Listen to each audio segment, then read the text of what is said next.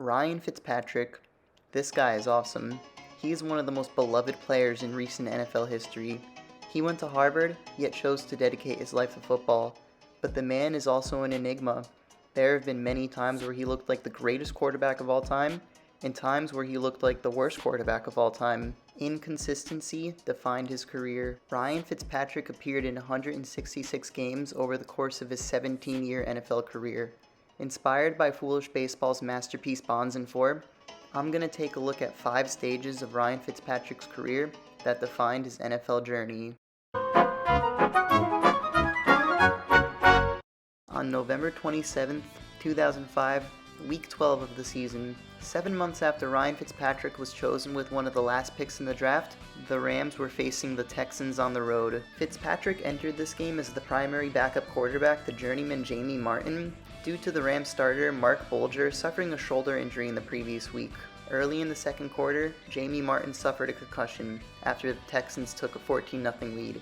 In stepped Ryan Fitzpatrick, where he would begin building his legacy. On his first pass attempt in the NFL, Ryan Fitzpatrick had Hall of Fame wide receiver Isaac Bruce wide open. He throws a fine ball, but the sure-handed Isaac Bruce lets it go through his hands for an incomplete pass. That would have been an awesome first career pass attempt had Bruce caught it. Fitzpatrick eventually did get his first career completion to Isaac Bruce on the next drive, his first of 3,072 completions in the NFL. He also tucked it and ran for a 10-yard gain to move the chains, the first of many times he would do that in his career.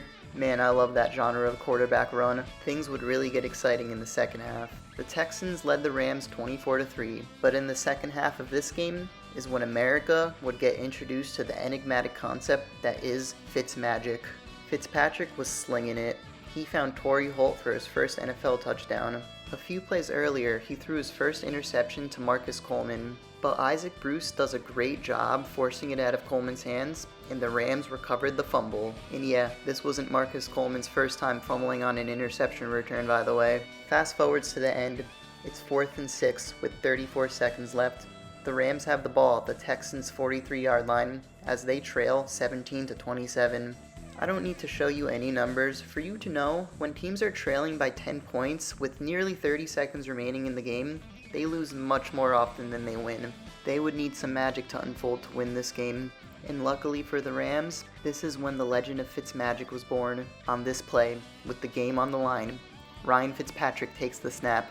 He shrugs off a defender and throws a beautiful pass into the hands of Isaac Bruce for 6 points. Amazing. The Rams still trailed 24-27, so they would have to try for an onside kick. Marcus Coleman, the guy who fumbled the interception earlier, lets the ball pop out of his hands, which allows Torrey Holt to recover the onside kick, giving the Rams a chance to win this game. Rough day at the office for Marcus Coleman. Ryan Fitzpatrick brought the Rams within field goal range on this dart to Torrey Holt. Boy, did Torrey Holt have a great game. The Rams tied the game, and when they got the ball in overtime, this happened.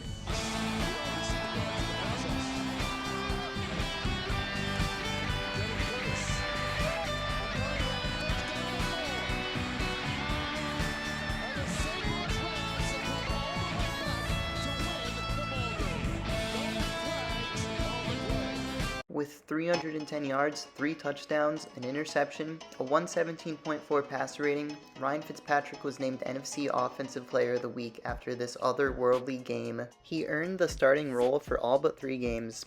If Fitzmagic was born in his first game, 2 games later, his second game starting, another side of Ryan Fitzpatrick was born, when he threw 5 interceptions against the Vikings. This side of Ryan Fitzpatrick is known as Fitzception. Ryan Fitzpatrick would not appear in another game for another 2 years.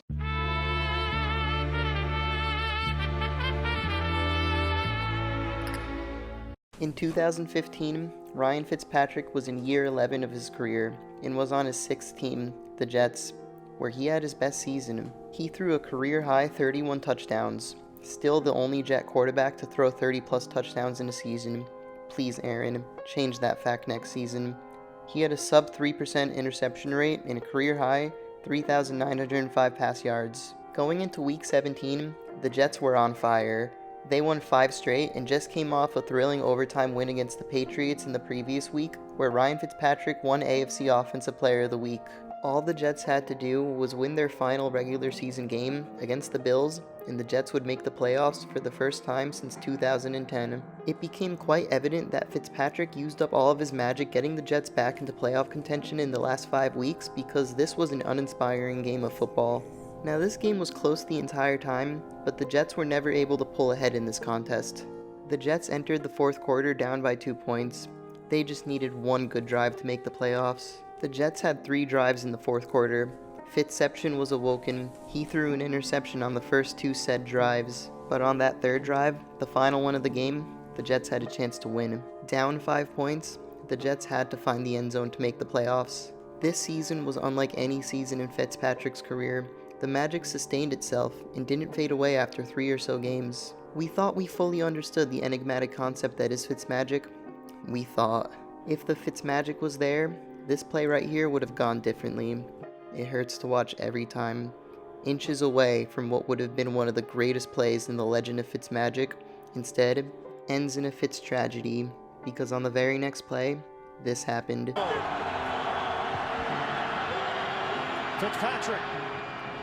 Picked off! It's over! A.J. Tarpley. A painful ending to the Jets season in Orchard Park. As a Jets fan, this game was absolutely devastating. And as a football fan, it hurt even more because we were robbed of seeing Ryan Fitzpatrick play January football. This was his best chance to play in the playoffs, but he fell just short. Since Ryan Fitzpatrick had the best season a quarterback had in Jets history in 2015, going into 2016, the Jets threw him $12 million to do it again. He did not do it again. And in week 3 of that season, this happened. Throwing. Intercepted at the 35-yard line by Marcus Peters. Fitzpatrick, end zone, tipped, intercepted in the end zone by Berry. One, and they get it off. Stepping forward, throwing, tipped, caught in the end zone. Intercepted, Marcus Peters again.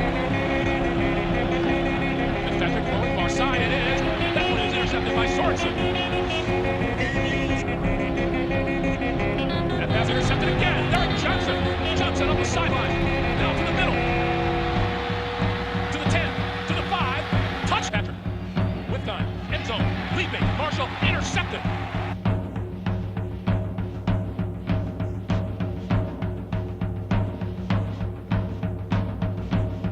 After having the best statistical season of his career in 2015, Ryan Fitzpatrick followed it up with perhaps the worst season of his career. A few years back, Fitzpatrick admitted that his worst experience playing football was for the Jets in 2016. For the first time in his life, his passion for the game was waning. Fitzpatrick said this about his time with the Jets in 2016. "For the first time in my life, I hated football and just didn't want to play anymore." After the major disappointment that was the 2016 season, Fitzpatrick would sign with the Tampa Bay Buccaneers in the 2017 offseason. More on that later. Okay, let's move on. From 2009 to 2012, Ryan Fitzpatrick spent 4 seasons as a Buffalo Bill, his longest tenure on a single team in his career. In all 4 seasons, he was the Bills' primary starter, mostly unplanned. But in the early part of the 2011 season, it appeared he was becoming a competent starter in the NFL. He was named the AFC Offensive Player of the Month in September after leading the Bills to a 3-0 start, which included 2 game-winning drives, one of which came against the eventual AFC champion Patriots. Going into Week 9, the Bills were in first place in the AFC East. They had a record of 5-2, and due to their dramatic Week 3 win against the Patriots, who were also 5-2, they had the tiebreaker. Fitzpatrick was playing solid football, and he was good enough to help the Bills win games, and he was hoping to guide the Bills to their first playoff appearance since 1999 when Doug Flutie was their quarterback. But in Week 9, against the Jets, is when the first domino of the Bills' 2011 season would fall. Fitzpatrick sucked, as the Jets comfortably won 27-11. This was the first of 7 consecutive losses the Bills suffered, as they finished the season 6-10 after starting 5-2.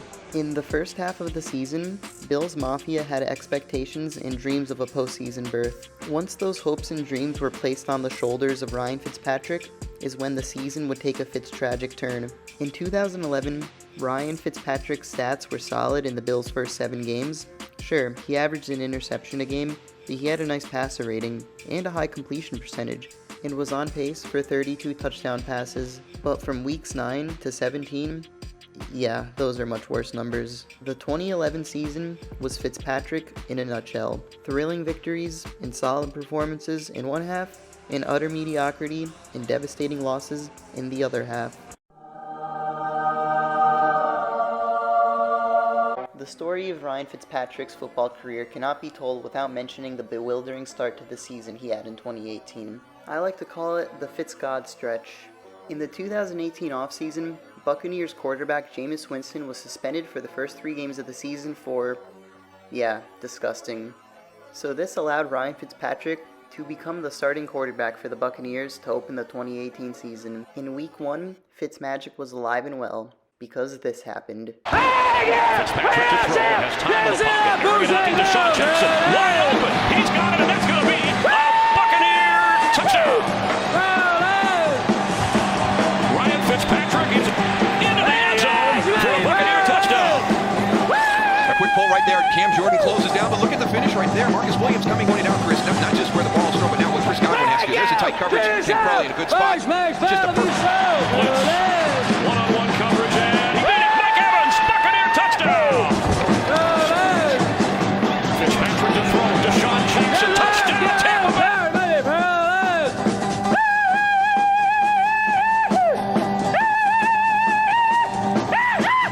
417 yards, 5 total touchdowns, a near-perfect passer rating of 156.2. What an unbelievable performance from the grizzly 35-year-old veteran quarterback. No one expected this, and NFL fans were loving it.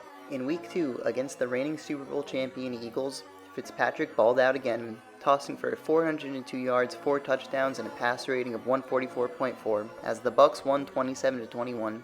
And yeah, he won NFC Offensive Player of the Week again. Through the Bucs' first 2 games of the season, Fitzpatrick had 4 pass touchdowns of 50-plus yards, tying the record for most 50-plus yard touchdowns in a team's first 2 games with the Hall of Famer Joe Namath. This was an unprecedented stretch. Fitzmagic was revived.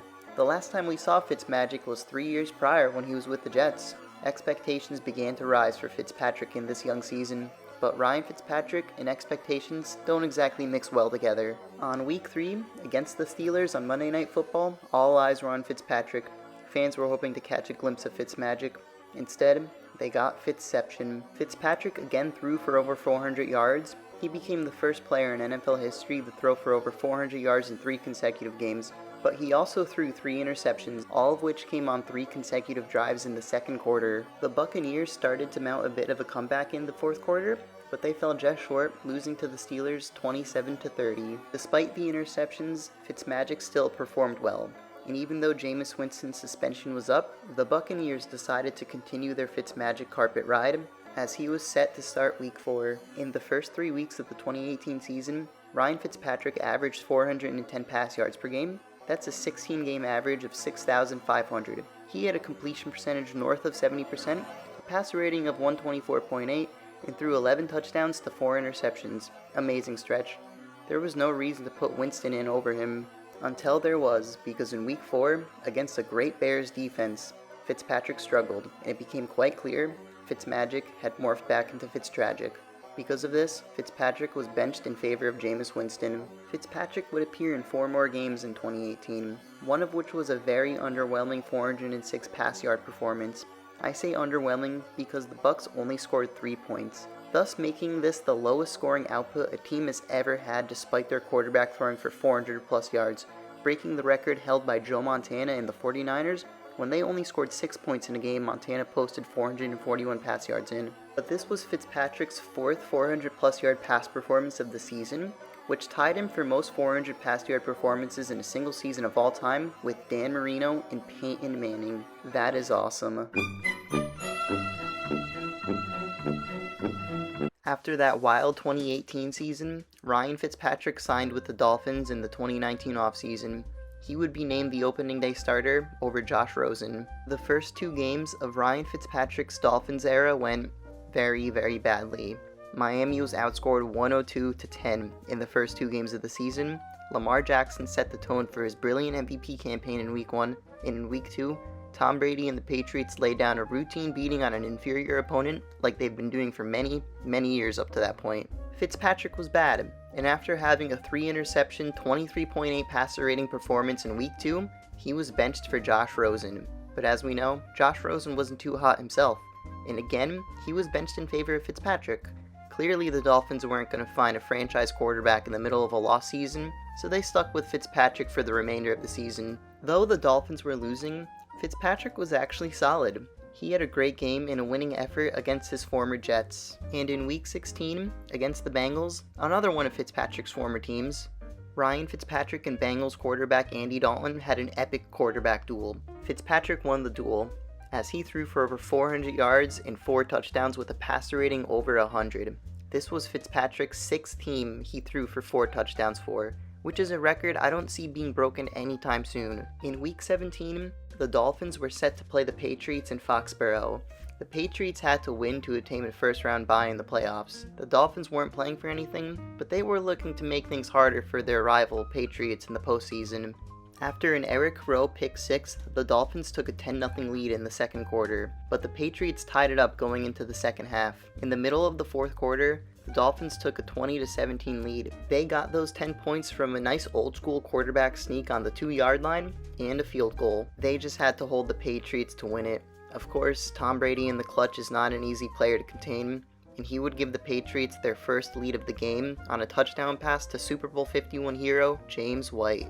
The Dolphins would get the ball back with just over 3.5 minutes remaining in regulation, down 20-24. Will Fitzpatrick clutch up, or will he throw a devastating interception en route to losing?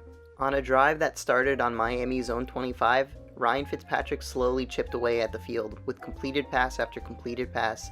This was a superb 2-minute drill. The clock kept moving, and the Dolphins were in a position to take the lead with just over 20 seconds remaining. On 1st and goal, inside the 5, Fitzpatrick throws this dart to Mike Gesicki for 6 points, thus taking the lead 27-24 after the extra point. But the Patriots kept all 3 of their timeouts on that drive, and they had plenty of time to get into field goal range to bring this game into overtime, or even take the, oh cool, a last-minute desperation lateral play. Let's watch it. Side, Edelman throws it back, the ball is loose, and being tossed around, and still being tossed around. Watson, Edelman, and again, now lineman, and now Sanu, before he's finally brought, nope, still alive. And there's the end of the game. Those plays are so funny. But yeah, the Dolphins won. After this win, Fitzpatrick beat Tom Brady and the Patriots as a member of all 3 of the Patriots' divisional rivals. Pretty cool if you ask me. For the first time since 2009, the Patriots did not get the privilege of a first-round bye in the playoffs. We didn't know it at the time, but this would be Tom Brady's last time ever suiting up for the Patriots in the regular season. And in the wildcard game, he would get knocked off by the Titans, thus putting an end to his historic 20-year tenure with the New England Patriots. Thank you, Fitzmagic. The Dolphins drafted quarterback Tua Tagovailoa in the 2020 draft, but Ryan Fitzpatrick beat him out in training camp to earn his 3rd opening day start in the last 3 seasons. After a crappy 3-interception Week 1, he was actually playing pretty well from Weeks 2 to 6, but the 38-year-old Ryan Fitzpatrick wasn't exactly in the Dolphins' plans for the future, because they had a rookie quarterback who they drafted with the 5th overall pick in the draft, so they would give him the keys to the offense. Fitzpatrick made a few more appearances that season, and even started a game due to Tua jamming his thumb, but this would be his last full season in the NFL. He led the Dolphins to another game-winning drive against the Raiders in Week 16, as he had one more Fitzmagic trick up his sleeve. And on this miraculous play, 19 seconds remaining, down 2 points with the ball at their own 25, Fitzmagic pulled this one out of his hat. See if Fitzpatrick can pull a trick out. He got hit as he lofted it up. Blown coverage! Matt Collins is inbounds at the 41. It's a 34-yard gain, and there's a flag down, likely for a face mask. And you're playing cover 2. You've been playing it all night long. You see the face mask right there, but you're playing cover 2. Situational football. Did we not just talk about that? If you're the corner, don't worry about if they throw a flat in front of you. You've got to drop back and play soft. Roughing the passer by grabbing the face mask defense. This 15 yards. He hits it right down the middle. And the Dolphins somehow Just unbelievable. We didn't know it at the time, but this amazing throw would serve as Ryan Fitzpatrick's football swan song. Going into 2021, Fitzpatrick signed with the Washington football team. Remember when they were called that? That's hilarious. He didn't even last a half in Washington.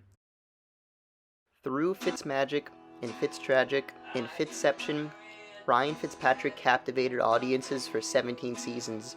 If you're a fan of the Bills, Buccaneers, Jets, Dolphins, Texans, or even Rams, you'll never forget about him. Through both the good and the bad, his NFL career will be analyzed and fans will ruminate upon what Fitzmagic meant to the game of American football for years to come. The Amish rifle and his iconic beard will forever be a part of NFL history. By the way, if you're a Texans fan, sorry for not covering Fitzpatrick's 6 touchdown game in 2014. Look it up on YouTube and watch it. It was also awesome.